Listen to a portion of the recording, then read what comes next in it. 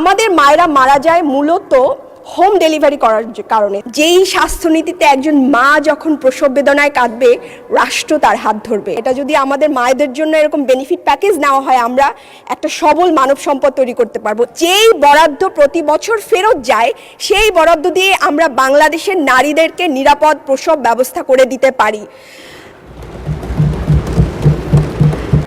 মাতৃস্বাস্থ্য benefit package, এটা একজন মায়ের জন্য 50,000 টাকার একটা প্যাকেজ। এটা চালু করার জন্য আমি এখানে স্বাস্থ্যমন্ত্রীও নেই, প্রতিমন্ত্রীও নেই, আমি বারবার খেয়াল করছিলাম। মান স্পিকার, রাজনীতিতে যুক্ত হওয়ার আগে আমি পেশাগত জীবনের পাশাপাশি ফ্রি চিকিৎসা দিতাম গর্ভবতী নারীদের। তা আমি যখন রাজনীতিতে আসি তখন তারা আমাকে প্রশ্ন করেছে, আপু আপনি তো চলে যাচ্ছেন, আমি প্রায় 30,000 গর্ভবতীদের চিকিৎসা দিয়েছি, বিনামূল্যে পরামর্শ দিয়েছি, তা আপনি তো চলে যাচ্ছেন, এখন তো আমরা এই সুবিধা থেকে বঞ্চিত হব। তখন আমি তাদেরকে কথা দিয়ে এসেছিলাম এবং খুব বড় গলায় আমি কমেন্টও করতাম যে আমি যদি নীতি নির্ধারণী পর্যায়ে যাই বা আমি যদি সংসদে যাই, আমি এমন নীতি বাস্তবায়ন করব যেখানে বাংলাদেশের 30,000 নয় 30 লক্ষ মায়েরা নিরাপদে সন্তান প্রসব করতে পারবে।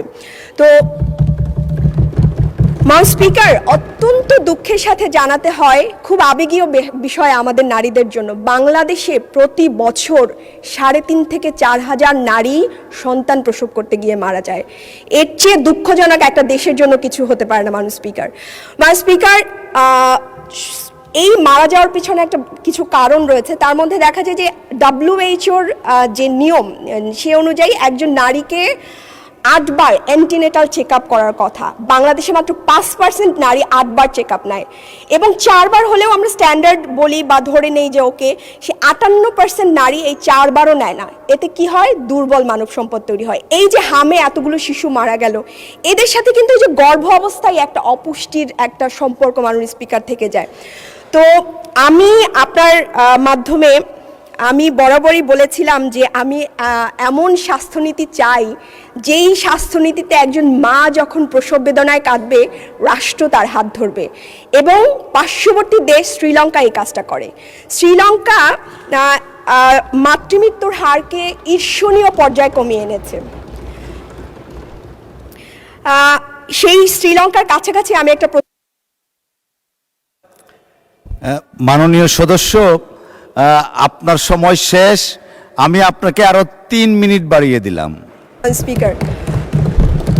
স্পিকার, এই মহিলা সাংসদ হিসেবে সংরক্ষিত আমরা কিন্তু এখানকার সবচেয়ে আদরের। 3 মিনিটের জায়গায় আমি চাইলে আরেক মিনিট আপনি আপনার পক্ষ থেকে দিতে পারেন। মান স্পিকার, তো আমি প্রস্তাব করছি যে মান স্পিকার, মাতৃস্বাস্থ্য বেনিফিট প্যাকেজ, এটা একজন মায়ের জন্য 50,000 টাকার একটা প্যাকেজ। এটা চালু করার জন্য আমি এখানে স্বাস্থ্যমন্ত্রীও নেই, প্রতিমন্ত্রীও নেই, আমি বারবার খেয়াল করছিলাম।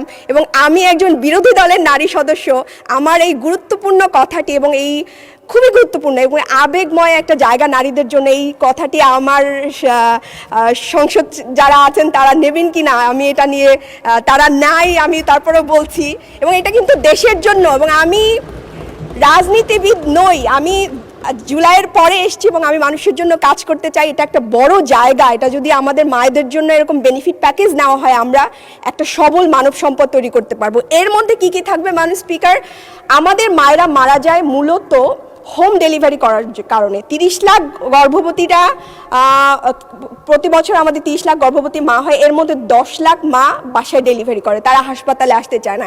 এই প্যাকেজের মধ্যে আমি 8টি এনসি চেক আপ বা 4টি এনসি চেক আপ ন্যূনতম, এবং একটা পুষ্টির প্যাকেজ, এবং প্রসব পরবর্তী সেবাটাও আমি নিশ্চিত করতে চাই। মান স্পিকার, আমি আপনার একটু দৃষ্টি আকর্ষণ করছি, এই প্যাকেজের জন্য নতুন কোনো অর্থ বাস্তবায়নের দরকার নাই বা বরাদ্দের দরকার নাই। যেই বরাদ্দ প্রতি বছর ফেরত যায়, সেই বরাদ্দ দিয়ে আমরা বাংলাদেশের নারীদেরকে নিরাপদ প্রসব ব্যবস্থা করে দিতে পারি।